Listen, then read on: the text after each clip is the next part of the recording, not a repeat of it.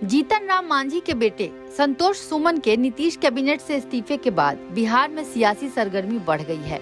हालांकि उन्होंने अपनी ओर से महागठबंधन छोड़ने की बात तो नहीं कही है, लेकिन नीतीश कुमार के रुख से स्पष्ट है कि बिना बताए ही उन्हें महागठबंधन से बाहर कर दिया गया है। इसीलिए 23 जून को पटना में होने वाली बैठक में जीतन राम मांझी या अध्यक्ष के नाते उनके बेटे को शामिल होने का न्योता नहीं मिला है। वहीं मंत्री पद से इस्तीफे के बाद संतोष सुमन ने यह बात नहीं बताई कि वे एनडीए में जाएंगे या अकेले रहेंगे। उन्होंने सिर्फ इतना कहा कि अभी तक तो हम महागठबंधन में ही हैं। अगर महागठबंधन निकाल दे तो मिल बैठकर तय करेंगे कि क्या करना है।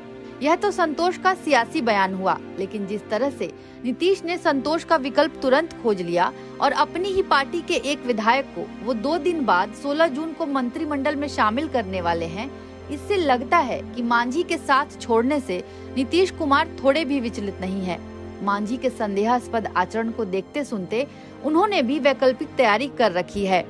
यह सभी जानते हैं कि नीतीश कुमार आरजेडी की सलाह के बिना अब शायद ही कोई काम करते हो।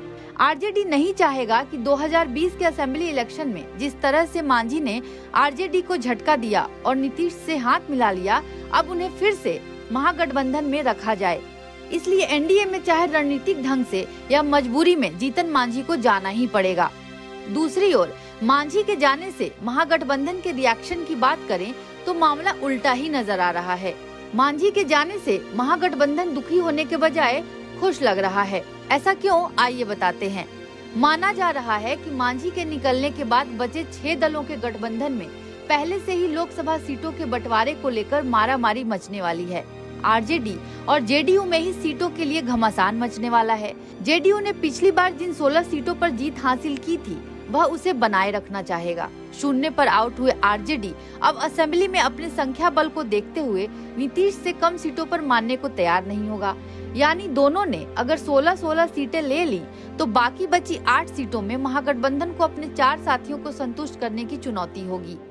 सीपीआई, सीपीएम और माले जैसी 3 वामपंथी पार्टियां अगर 1-2 सीट में मान भी जाएं, तो कांग्रेस किसी भी कीमत पर 5-7 सीटों पर मानने को तैयार नहीं होगी।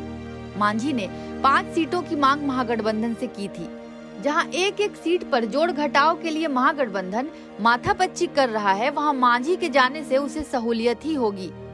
वहीं मांझी की बात करें तो एक सवाल ये भी है कि मांझी एनडीए में कितना संतुष्ट रहेंगे। जेडीयू ने बीजेपी के साथ रहते उसके बराबर सीटें 2019 के लोकसभा चुनाव में ले ली थीं। इस बार जेडीयू अलग है। बीजेपी अगर 2014 की तरह 30 सीटें ले भी ले, तब भी सहयोगियों को देने के लिए उसके पास 10 सीटें होंगी। पुराने गठबंधन को देखें तो 3 सीटें उपेंद्र कुशवाहा को तत्कालीन आरएलएसपी को मिली थी, जिसकी जगह अब आरएलजेडी हो गया है। एलजेपी को 6 सीटें मिली थी। इस बार भी बिहार एनडीए का वैसा ही स्वरूप बना है। बीजेपी ने 2014 के लोकसभा चुनाव में 22 सीटों पर जीत हासिल की थी।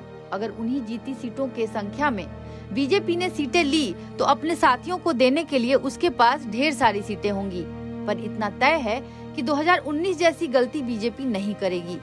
ऐसे में मांझी को बीजेपी उनके मन मुताबिक सीटें देगी या नहीं, ये तो आने वाला समय ही बताएगा। एनबीटी ऑनलाइन की रिपोर्ट।